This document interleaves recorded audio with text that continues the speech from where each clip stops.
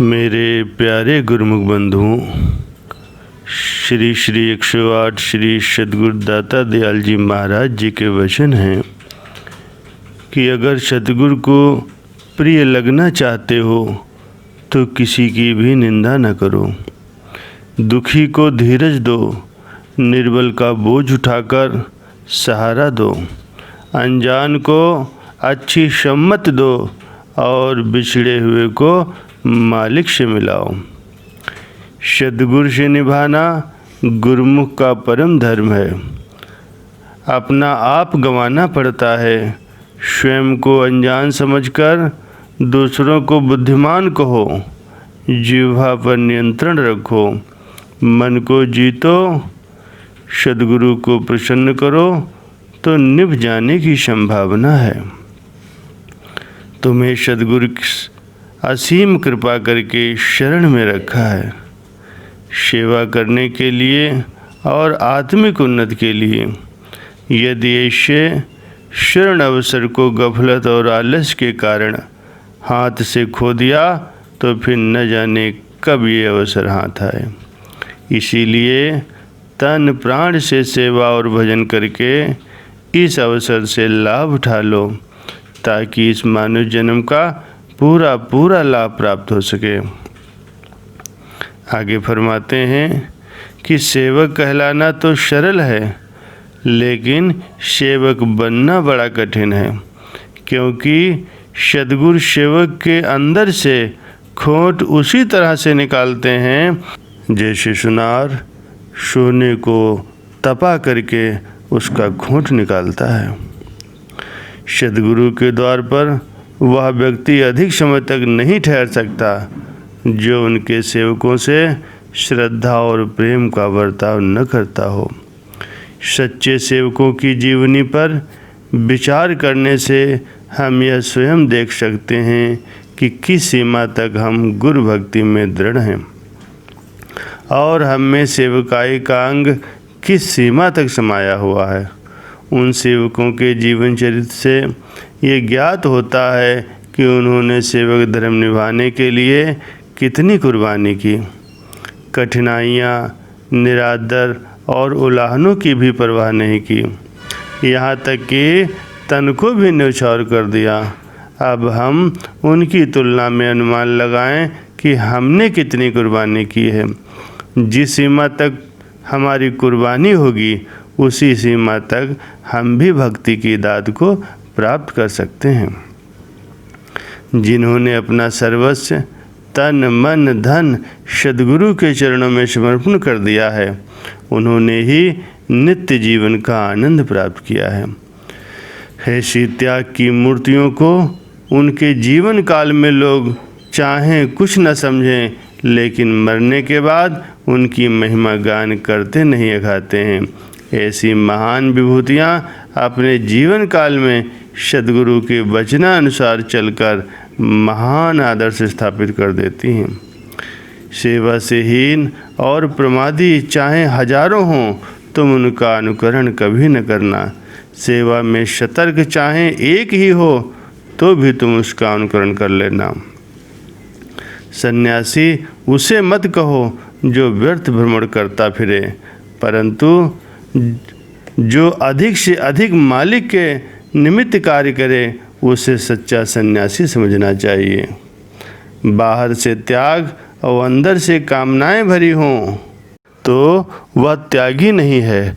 वास्तव में सच्चा त्यागी वह है जिसके मन में कोई कामना ही न हो, कोई इच्छा ही न हो और हर परिस्थिति में मालिक की मौज में रहकर उनकी याद में लीन रहे।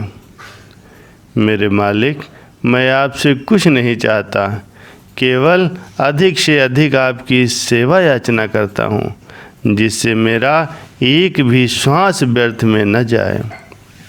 हे प्रभु, मुझे आशीर्वाद दो कि मेरे विचार भक्ति मार्ग में दृढ़ बने रहें और मन में किसी भी प्रकार की दुविधा न रहे। आपकी मौज जैसी भी हो, मैं उसे सत्य सत्य करके मानता रहूं और उस पर चलता रहूं। जीव चाहे भक्ति मार्ग में कितनी ही उन्नति करके प्रशंसा प्राप्त कर ले, परंतु उसे भक्ति पथ पर आगे आगे कदम बढ़ाने में पुरुषार्थ करते रहना चाहिए, क्योंकि अपनी प्रशंसा भी माया का ही जाल है। इसीलिए उसमें अटक कर बैठ जाना बड़ी भारी भूल होगी। यदि मन से महायुद्ध नहीं करोगे तो उसे कैसे जीतोगे? यदि वह शक्ति मालिक के बिना प्राप्त नहीं हो सकती और कृपा दीनता के द्वारा प्राप्त कर सकते हो।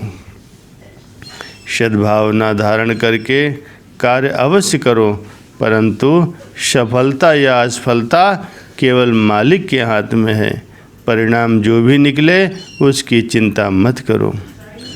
यदि सद्गुरु की आज्ञा में सेवा में संलग्न रहोगे और कोई नियम वाला साधन रह जाता है तो घबराओ नहीं, परंतु आलस से भजन ध्यान नहीं किया तो हानि होगी।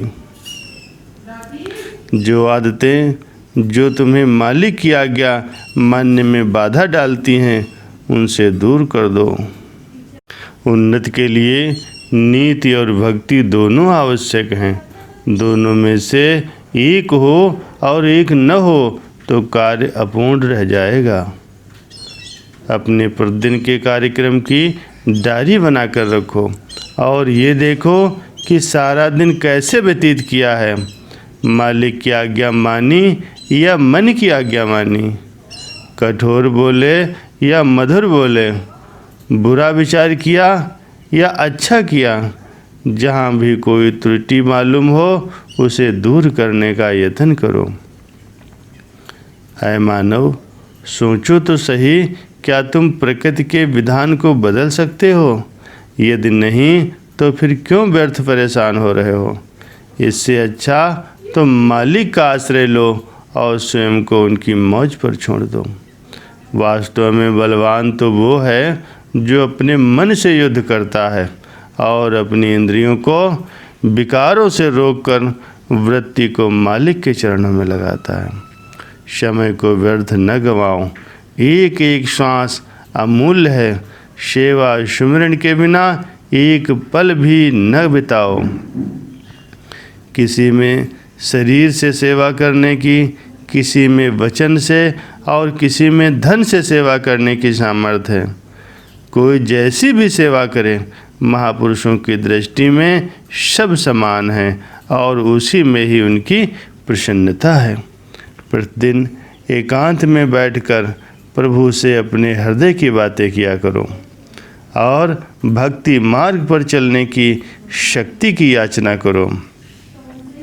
जो शक्ति तुम्हें प्राप्त हुई है उसे सेवा में व्यय करो। अहंकार से बचने के लिए भजन अभ्यास करते रहो। जिसको जो सद्गुरु की आज्ञा हो उसके लिए वही भक्ति है। प्रायः लोग छुट्टियों और त्योहारों में अपना समय मनोरंजन में व्यतीत कर देते हैं। इसकी अपेक्षा भक्तजन अवकाश का समय सद्गुरु के दर्शन और सेवा में व्यतीत करते हैं। समय तो दोनों का बीत जाता है, लेकिन प्रथम प्रकार के लोग अपने लिए मानसिक अशांति और दुख इकट्ठा करते हैं और दूसरी श्रेणी के लोग अर्थात भक्तजन परम आनंद व परम शांति को प्राप्त करते हैं। यदि कोई तुम्हारी कदर नहीं करता तो किसी पर दोषारोपण न करो, बल्कि ये समझो कि अभी मैं इस योग्य नहीं हुआ हूँ। कम परिश्रम करके अधिक फल की इच्छा भी मत करो। जो सेवक फल की आशा रखे बिना आठों याम सेवा में संलग्न रहता है वही मालिक से सब कुछ प्राप्त कर सकता है और मालिक भी उससे कुछ भी गुप्त नहीं रख सकते। मालिक द्वारा प्रदान की हुई देन का शुक्र करो और प्रतिदिन कुछ समय निकालकर भजनाभ्यास में बिताओ।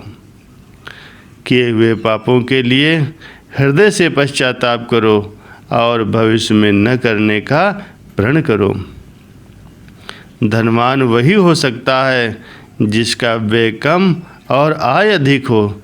इसीलिए अपनी शक्ति को जो कि प्रतिदिन क्षीण होती जा रही है। यदि बढ़ाना चाहते हो तो मौन रहकर एकांत में भजना अभ्यास करते रहो।